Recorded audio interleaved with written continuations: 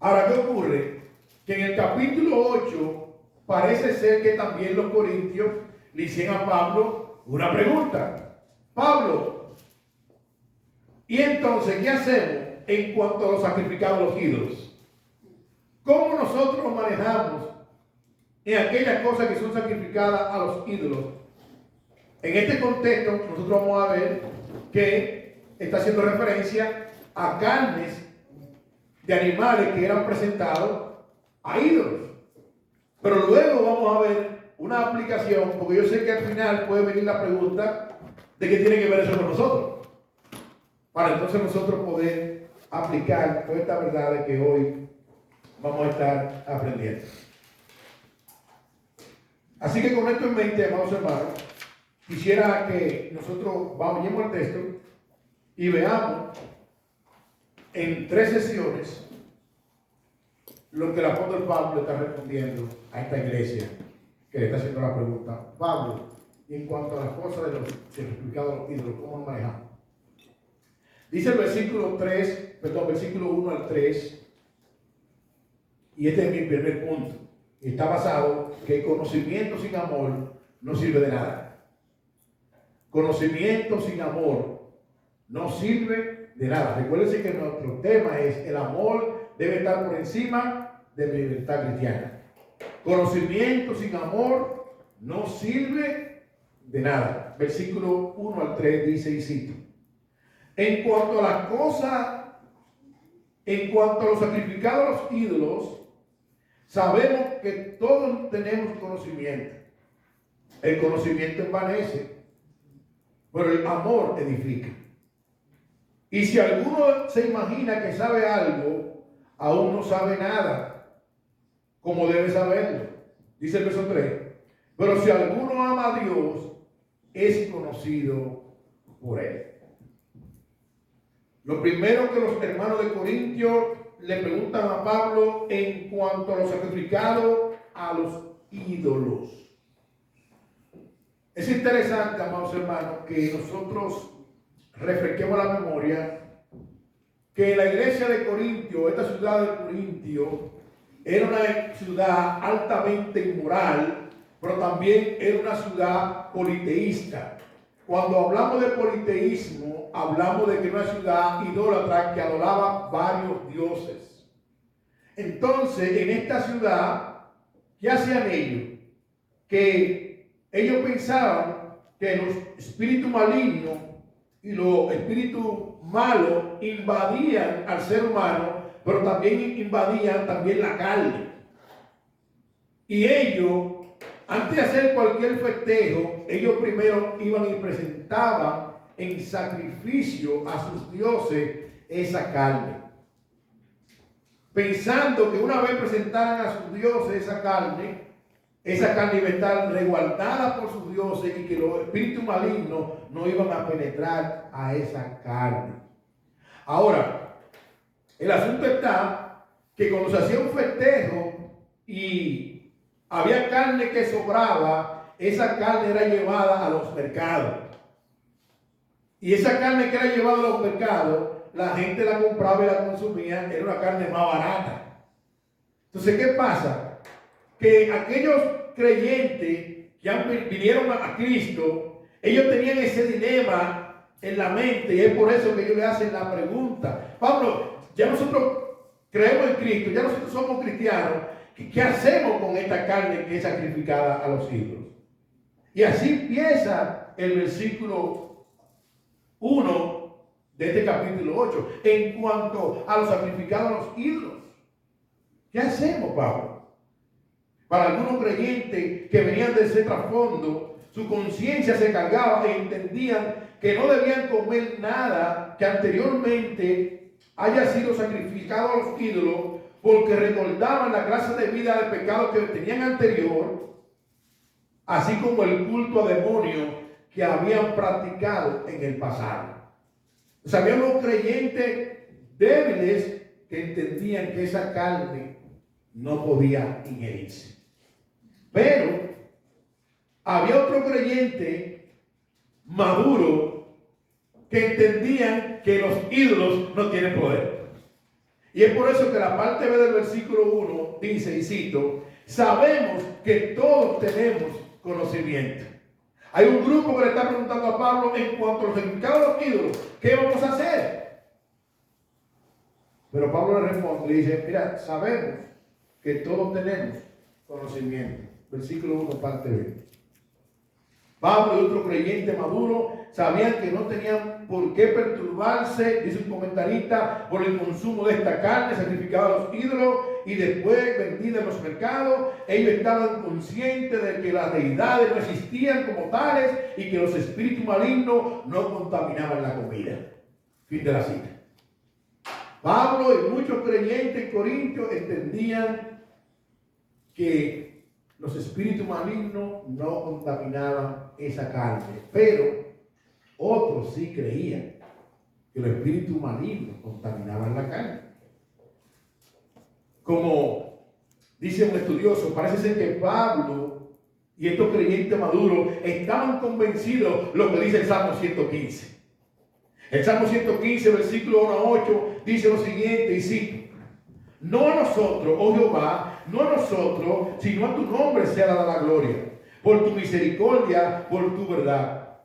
¿Por qué han de decir la gente dónde está ahora su Dios? Nuestro Dios está en los cielos, todo lo que quiso ha hecho.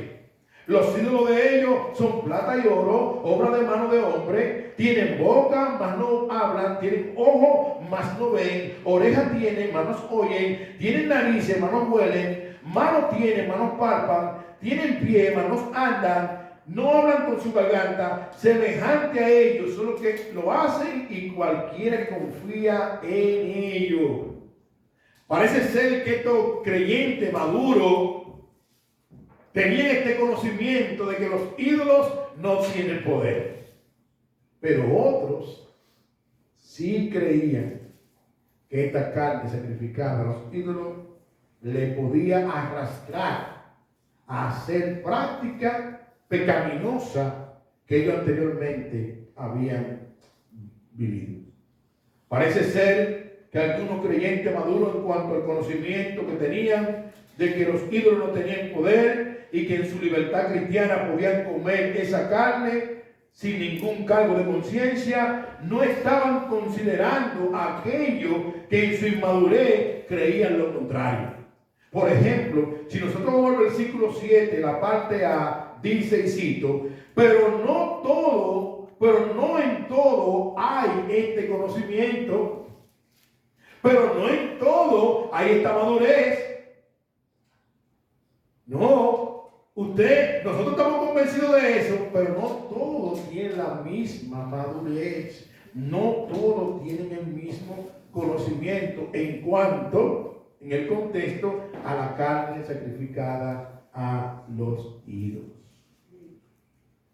Es en este sentido entonces que el apóstol Pablo le dice a la iglesia en la parte C del versículo 1 y los versículos 2 y 3 lo siguiente: el conocimiento envanece, pero el amor edifica.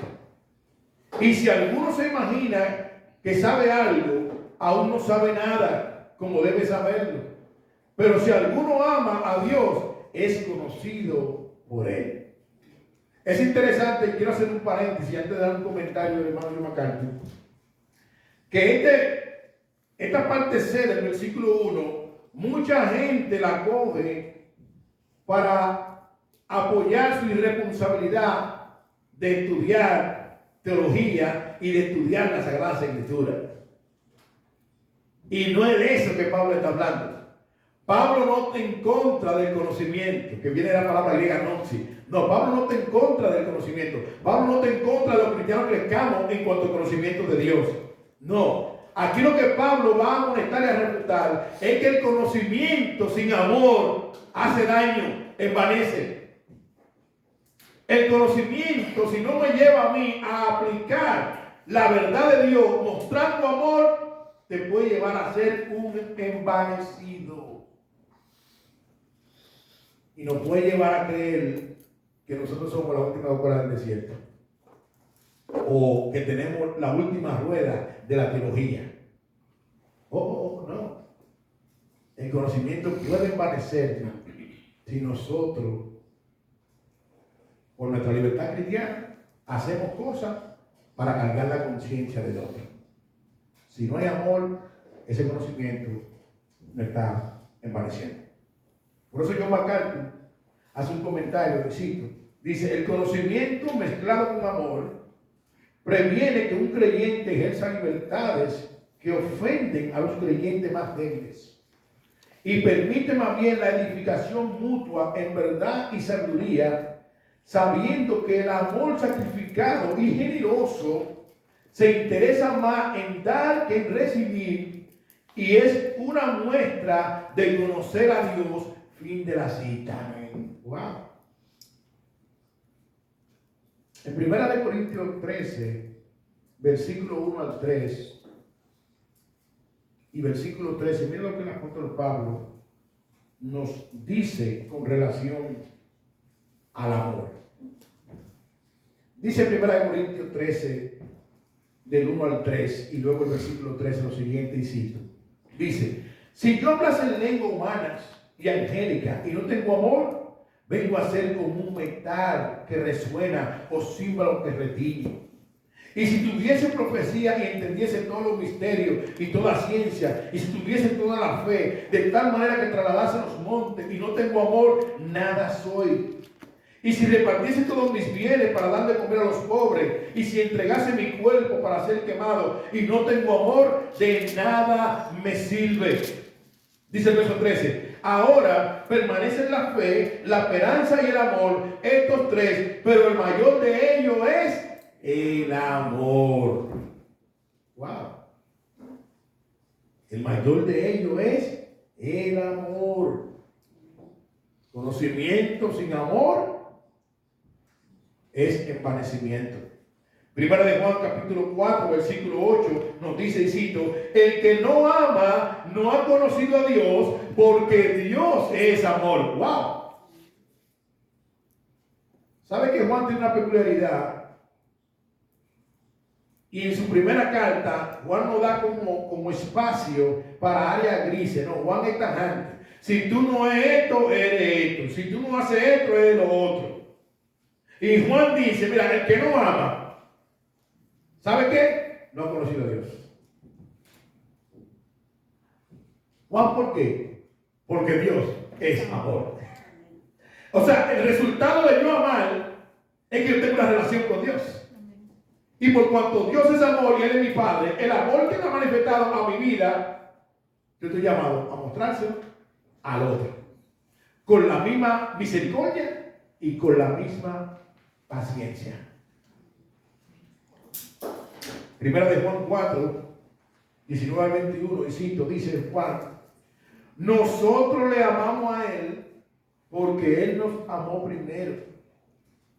Y si alguno dice, oigan esto, hermano, yo amo a Dios y aborrece a su hermano, es mentiroso. Pues el que no ama a su hermano, quien ha visto, ¿cómo puede amar a Dios a quien no ha visto? Y si nosotros tenemos este mandamiento de Él, el que ama a Dios, ame también a su hermano. Lo que implica que si yo amo a mi hermano, yo voy a hacer todo lo posible, a vida y por haber, de no cargar la conciencia de un hermano de él. ¿Y por qué no lo voy a hacer? Por amor. Por amor. Por amor. Eso nos lleva a nosotros a nuestro segundo punto. Pablo enfatiza nuevamente a los creyentes maduros de que en su libertad cristiana deben tener cuidado, ya que la conciencia de los débiles puede contaminarse. La conciencia de los débiles puede contaminarse si nosotros no le damos preponderancia a ese amor ágape, que es un amor sacrificial. La conciencia del débil puede contaminarse. Versículo 4 al 9, y permíteme leerlo. Dice así, versos 4 al 9. Acerca pues de la vianda que se sacrifican a los ídolos, sabemos que un ídolo nada es en el mundo y que no hay más que un Dios. Pues aunque hay algunos que se llaman dioses, sea en el cielo o en la tierra, como hay muchos dioses y muchos señores, para nosotros, sin embargo, solo hay un Dios, el Padre del cual proceden todas las cosas, y nosotros somos para Él, y un Señor Jesucristo, por medio del cual son todas las cosas, y nosotros por medio de Él. Pero no en todo hay este conocimiento, porque algunos, habituados hasta aquí a los ídolos, comen como sacrificado a los ídolos, y su conciencia, siendo débil, se contamina. Si bien la vianda no nos hace más aceptos ante Dios, pues ni porque comamos seremos más, ni porque no comamos seremos menos. Pero mirad que esta libertad vuestra no venga a ser tropezadero para los débiles. Pero mirad que esta libertad vuestra no venga a ser tropezadero para los débiles. William McDonald hace un comentario un poquito extenso. Yo quiero que tengan paciencia, hermano, porque quisiera compartirlo. Dice así nuestro hermano William McDonald: no todos los cristianos, especialmente los recién convertidos, comprenden la libertad que tienen en Cristo. Procediendo de antecedentes idolátricos y estando acostumbrados a los ídolos, creen que están cometiendo idolatría cuando comen un alimento sacrificado a los ídolos, y su conciencia débil puede ser contaminada. Sigue diciendo William McDonald: la expresión débil aquí no significa físicamente débil, ni siquiera espiritualmente débil. Este término que describe a aquellos que son indebidamente escrupulosos en cuestiones de indiferencia moral. Por ejemplo, sigue diciendo nuestro hermano William McDonald, por lo que Dios atañe. No está mal que un creyente coma cerdo, pero habría sido malo para un judío hacerlo en el Antiguo Testamento.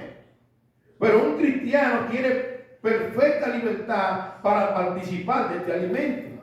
Sin embargo, un judío convertido al cristianismo podría tener escrúpulos acerca de esto y podría considerar malo comer un asado de cerdo. Ahora la pregunta es, ¿qué es lo que es escrúpulo? Bueno, cuando hablamos de escrúpulo, es duda o recelo inquietante para la conciencia sobre si algo es bueno, se debe hacer o no se debe hacer. Cuando tú tengas esa duda de que esto sí y esto no, si tú tienes duda, la Biblia nos enseña que tú eres un cristiano débil. Y nuestro hermano Juan leyó Romanos capítulo 14. La Biblia llama un hermano débil mientras piense que esto está mal, comer cerdo sería pecado si lo hiciese. Su conciencia débil se va a contaminar. La Biblia enseña que todo lo que no proviene de fe es pecado. Y si yo creo que algo está mal y yo insisto en hacerlo, para mí eso se convierte en pecado. ¿Por qué? Porque mi conciencia se contamina. Y Pablo recuerda a los maduros, le recuerda a aquellos que tenían conocimiento de que los ídolos no tienen poder, que tuvieran cuidado, dice el verso 9, y déjame citarlo otra vez.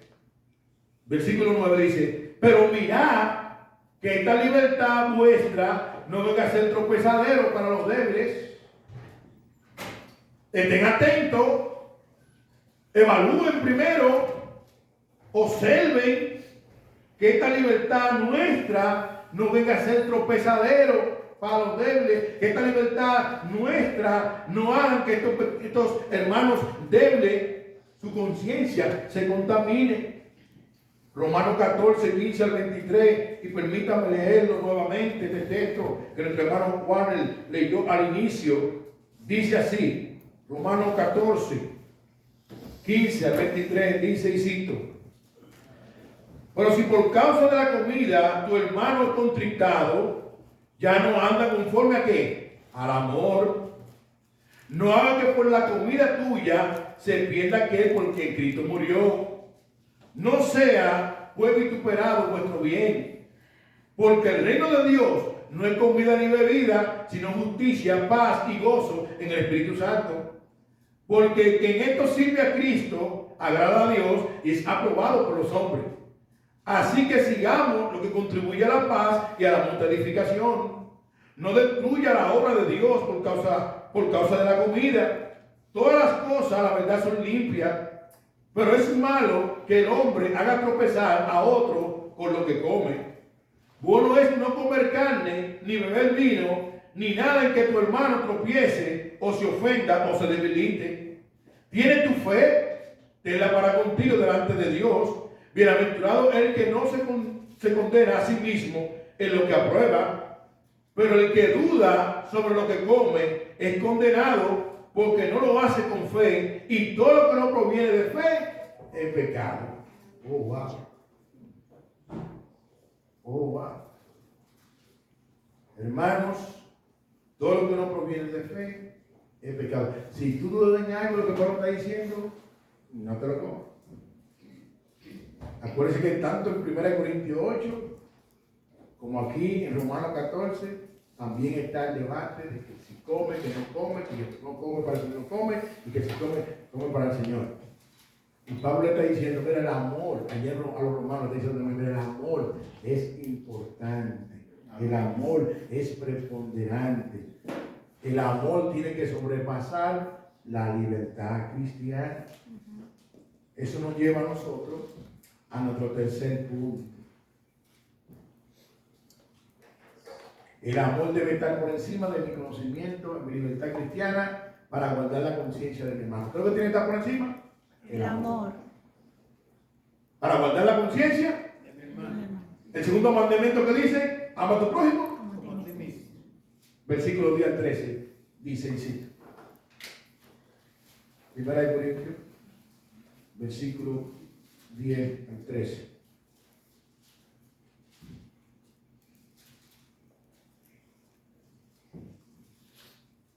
Dice y cita. Porque si alguno te ve a ti, que tiene conocimiento, sentado a la mesa de un lugar de ídolo, la conciencia de aquel que es débil no será estimulada a comer de los sacrificados a los ídolos. Y por el conocimiento tuyo se perderá el hermano débil por quien Cristo murió. De esta manera, pues, pecando contra los hermanos e hiriendo su débil conciencia, contra Cristo pecáis. Por lo cual, si la comida le es a mi hermano ocasión de caer, no comeré carne jamás para no ser tropiezo a mi hermano. Permítame citar nuevamente a William McDonald.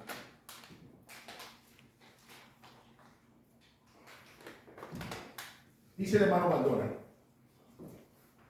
naturalmente, cuando Pablo habla aquí de comer sentado a la mesa en un lugar de ídolo, se refiere a cualquier acontecimiento social o alguna celebración como una boda donde la comida involucrada tuvo participación en un culto idolátrico. Porque si algún hermano débil te ve a ti, que posee una medida plena de la libertad cristiana, debemos evaluar qué efecto causaría en la conciencia de ese hermano débil, para no arruinar su conciencia, que es lo que denota la palabra se perderá el hermano. En este texto no está hablando de la pérdida de salvación, sino al bienestar de su vida espiritual.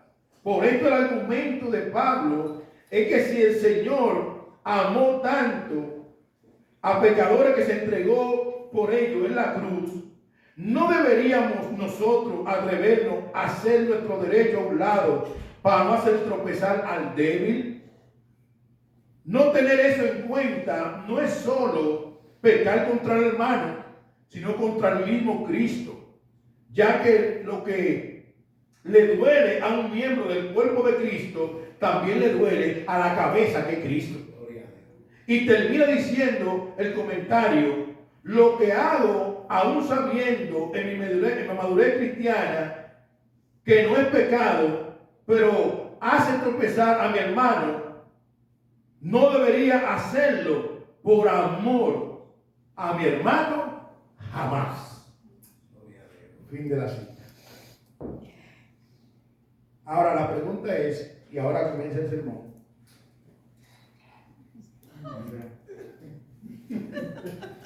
Gloria a Dios, vinimos a eso.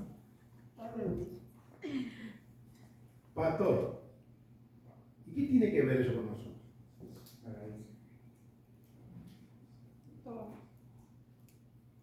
¿Qué tiene que ver con nosotros? ¿Por qué no hay un templo de Esculapio? De la princesa Diana, la Artemisa, nada de eso. ¿Qué tiene que ver eso con nosotros? Si nosotros creemos en el único Dios verdadero. ¿Qué tiene que ver eso? De significado de los libros de Francesca. ¿Qué tiene que ver eso con nosotros? Vamos a responder entonces. Y primero quisiera responder con algo que dice nuestro hermano William McDonald. Y si quiere toma apunte y cógelo como aplicación. Pudiera surgir la pregunta, ¿y qué tiene que ver esto con nosotros? Dice nuestro hermano William McDonald.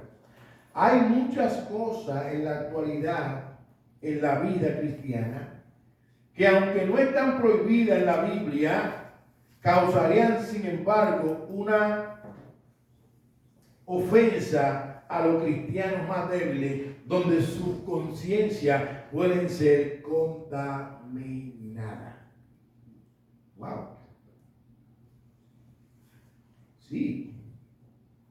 Aunque tengamos derecho, sigue diciendo William McDonald, a participar de ella, un derecho más sublime es renunciar a este derecho para el bienestar espiritual de aquellos a los que amamos en Cristo, nuestros hermanos en la fe. Amén. Wow. Pastor, ¿y de qué usted está hablando? Bueno, dame idea al grano. ¿Puede un cristiano tirarse una jumbo? Prohíbe la Biblia que un cristiano se vea una jumbo. ¿Sabe qué es una jumbo? Para los que no me entienden, una jumbo, una presidente, en dominicano le llaman a una presidente grande, le llaman jumbo, que es grande. Cerveza. ¿Puede un cristiano beberse una cerveza de esa grande? La pregunta no es si puede, es si debe.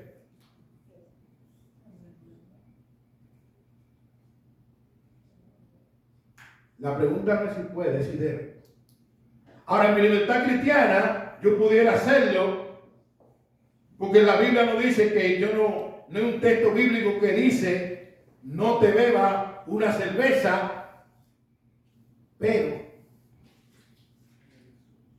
yo debería hacerte varias preguntas antes de beber.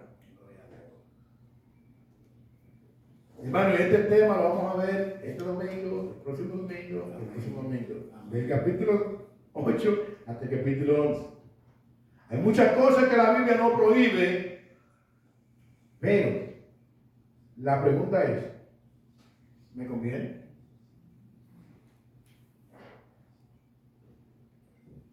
¿Cargo la conciencia de un hermano?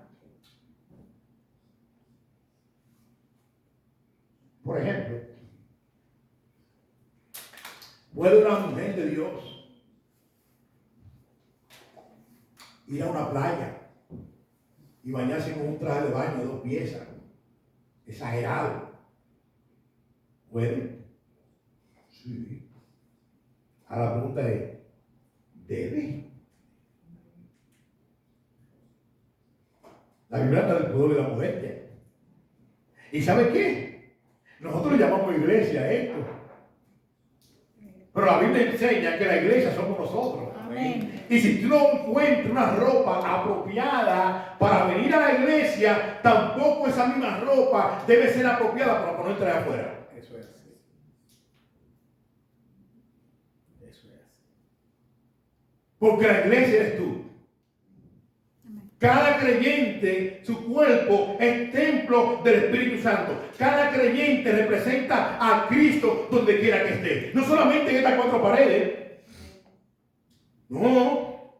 El creyente no tiene dos vidas. Una santa que cuando nosotros entramos por esa puerta se nos prende un bombillito aquí y nos sale un lucero y 6 alas en la espalda. Oh, no. El creyente, su vida es santa dentro de estas cuatro paredes y fuera de estas cuatro paredes. Porque el creyente no tiene una vida santa y una secular. Oh, no. La vida del creyente es santa en todo lugar que se mueva. Amén. Porque la iglesia somos nosotros y nosotros representamos a Cristo donde quiera que estemos. En la universidad, en el trabajo, donde quiera que estemos representamos a Cristo. Amén. Donde Cristo comiendo ahorita, un poco con habichuela, donde quiera representamos a Cristo. Donde quiera representamos, y no solamente aquí.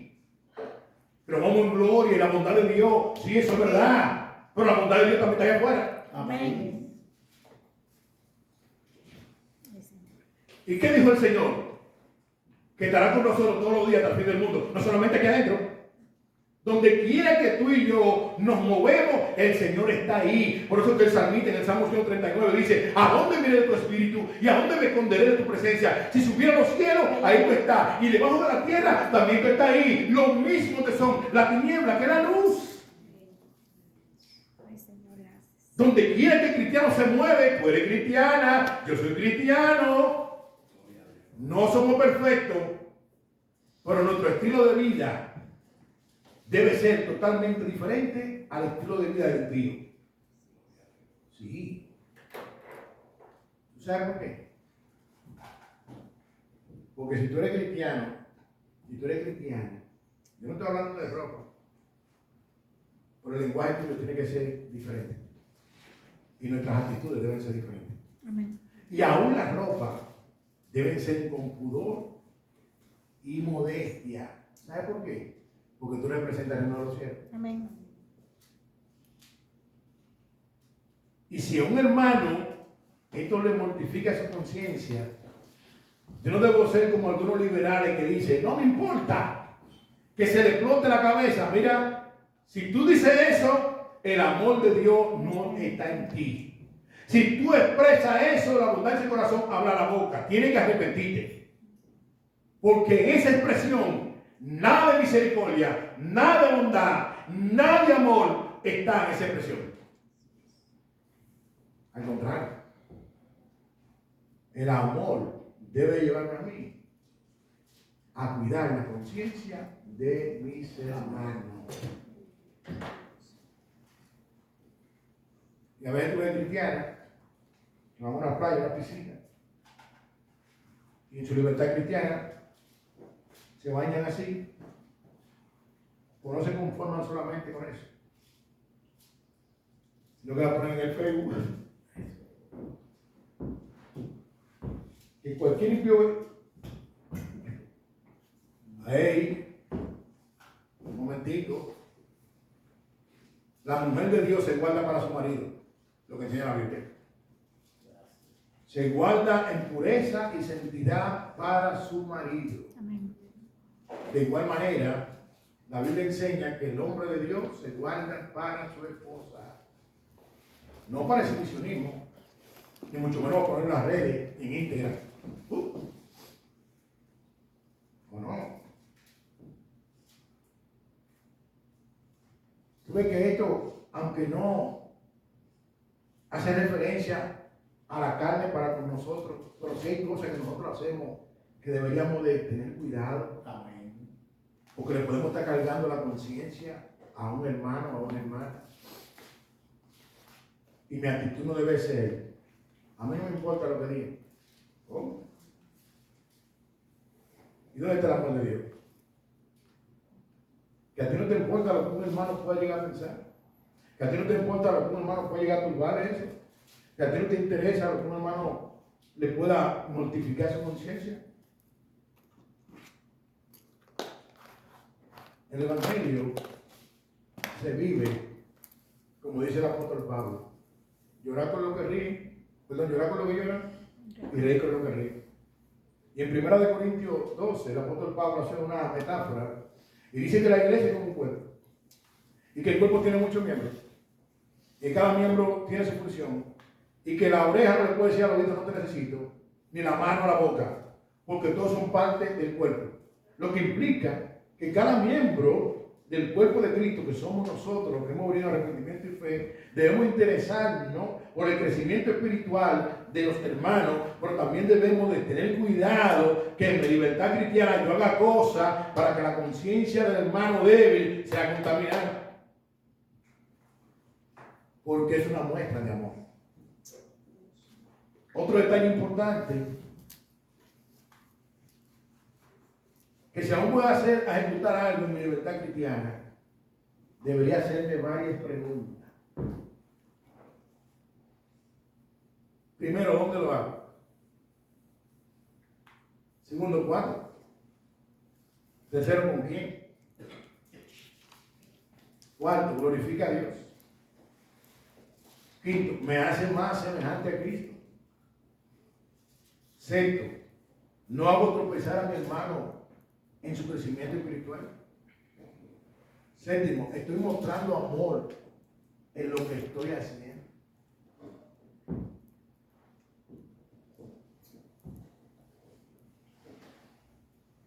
Pastor, pero entonces, pero no puedo yo entonces disfrutar de mi libertad cristiana. Yo no estoy diciendo que no. Yo lo que estoy diciendo es que a la hora de hacerlo, tienes que evaluar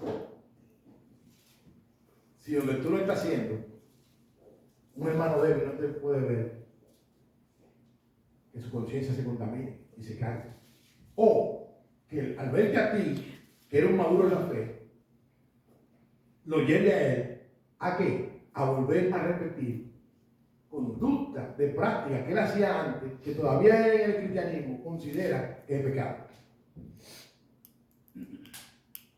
La vida cristiana no es egocéntrica. La vida cristiana se da. ¿Cómo usted me demuestra eso? Bueno, mira la vida de Cristo. Cristo todo el tiempo se dio hacia afuera. Cristo nunca pensó en él en sí mismo. Todo el tiempo Cristo pensó en lo demás. A una magnitud que aún sabiendo que tú y yo no podíamos salvarnos a sí mismos, ¿qué hizo él? Se entregó y se clavó en una cruz.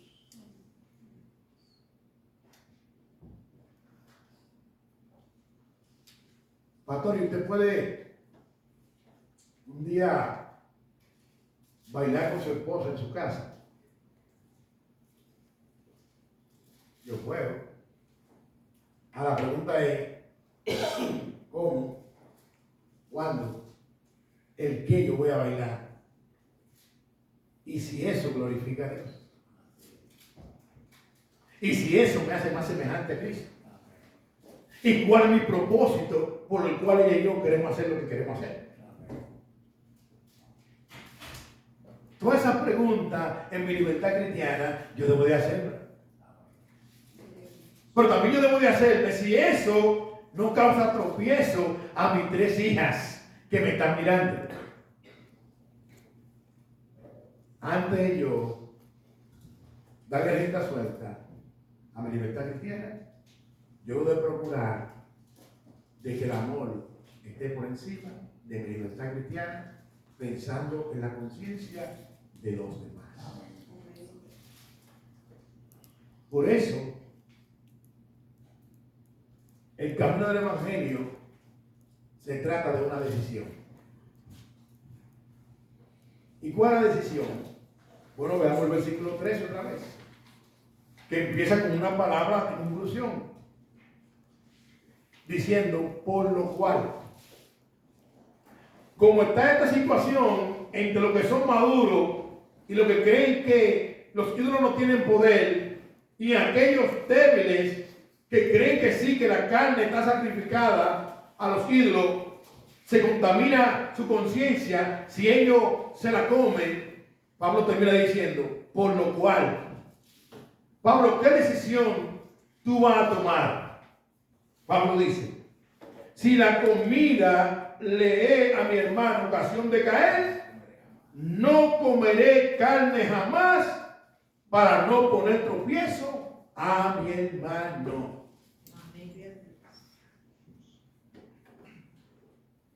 El reino de los cielos no constituye ni comida ni bebida.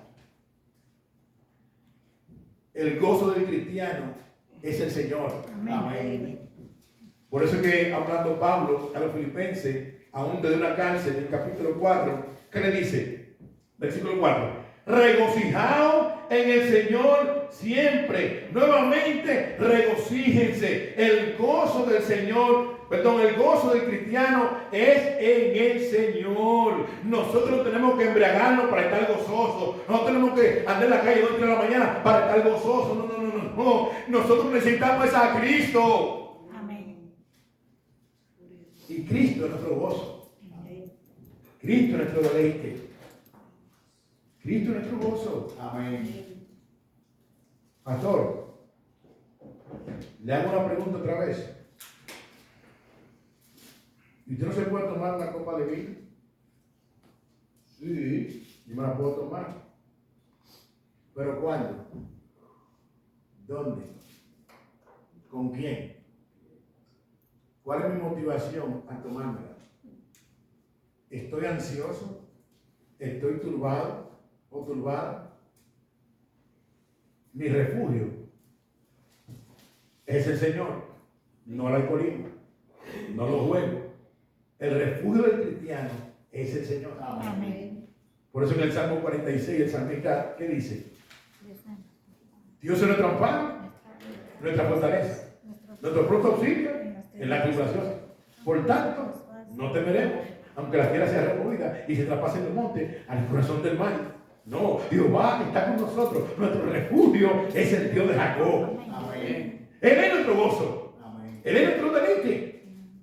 El Salmo 121, ¿qué dice el salmista? Alzaré mis ojos a los montes. ¿De dónde vendrá mi socorro? Mi socorro viene de Jehová, que hizo los cielos y la tierra. No dará tus pies resbaladero, ni se dormirá el que te guarde aquí. No se adormecerá ni dormirá el que guarda a Israel. Jehová es tu guardador. Jehová es tu sombra a tu mano derecha. El sol no te faltará de día, ni la luna de noche. Jehová te guardará de todo mal. Él guardará tu entrada y tu salida, desde ahora y para siempre. Amén. Gloria a Dios. Él es nuestro gozo.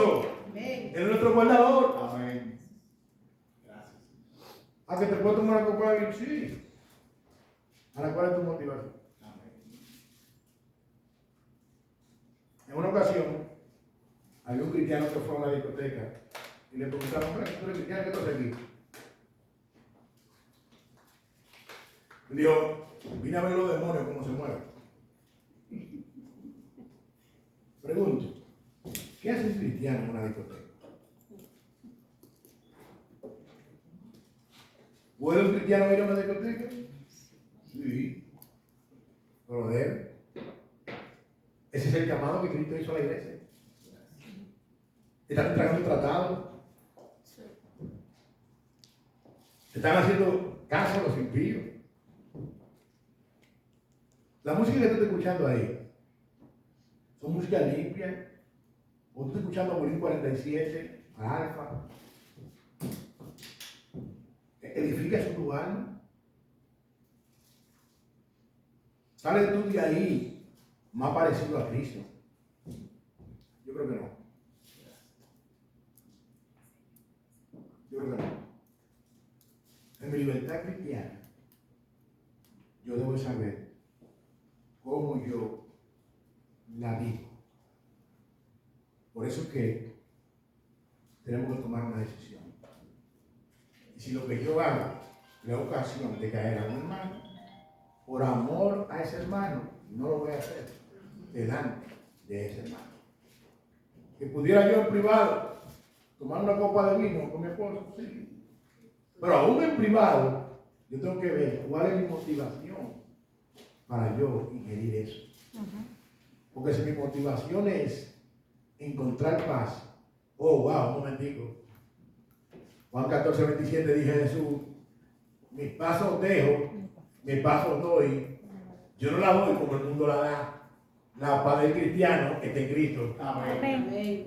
La paz de Cristo, voy a repetir otra vez, la paz del cristiano está en Cristo. Amén. Si yo me estoy tomando eso Para encontrar paz, estoy desenfocado. Porque la paz del cristiano está en el Señor Jesucristo. Amén. Amén. ¿Cuánto le va a Dios? Amén. Amén. La paz del cristiano está en el Señor Jesucristo. Amén. Está ansioso, está afanoso. Bueno, vea la Biblia, Filipenses 4, versículos 6 y 7, dice: por nada esté afanoso, sino que sean conocidas vuestras peticiones delante de qué? Del Señor en acción de gracia. Y dice el 7, y la paz de Dios, que sobrepasa todo entendimiento, guardará vuestros pensamientos y vuestros corazones en Cristo Jesús. ¡Wow! Gloria a Dios. Amén. Sí, nosotros los cristianos no necesitamos consumir alcohol para estar en paz. ¿Está tribulado? Salmo 46, castillo fuerte de nuestro Dios. Que el Señor nos ayude en esta serie de mensajes que vamos a estar viendo sobre la libertad cristiana a entender que el amor debe estar por encima de mi libertad. Amén. Y si yo sé que algo le ocasión de caer a un hermano y tropezar y contaminar su conciencia, que Dios nos ayude a tomar una decisión sabia de no hacer eso delante de ese hermano. Que Dios nos ayude a inundar las redes sociales, Instagram y todas esas redes con el Evangelio de Cristo, no con un exhibicionismo de cosas. Porque tú sabes, si eres cristiano, que el mundo y su deseo pasan. Y que esto es lo que va en decadencia. Y cuando uno se muere, al tercer día, ya hiede, se pudre y vienen los gusanos. Y nuestra vida está en Cristo. Y nuestro gozo está en Cristo. Y debemos caminar por abajo del sol, con la mente y la mira por encima del sol. Amén. Esta no es nuestra ciudadanía. Nuestra ciudadanía está en los cielos. Filipenses capítulo 3, versículo 20. Que Dios nos ayude, hermana Bracy, a gozar de la libertad en Cristo, pero no libertad, como dice Pablo Gálatas, para ocasión de la carne, sino el servir unos a los otros y el servir a Cristo con gozo, con alegría, con entusiasmo, que podamos adorarle y bendecir su glorioso nombre, porque Cristo nos libertó y un día nos viene a buscar. Amén. Que Dios nos ayude a trabajar correctamente. Padre, gracias.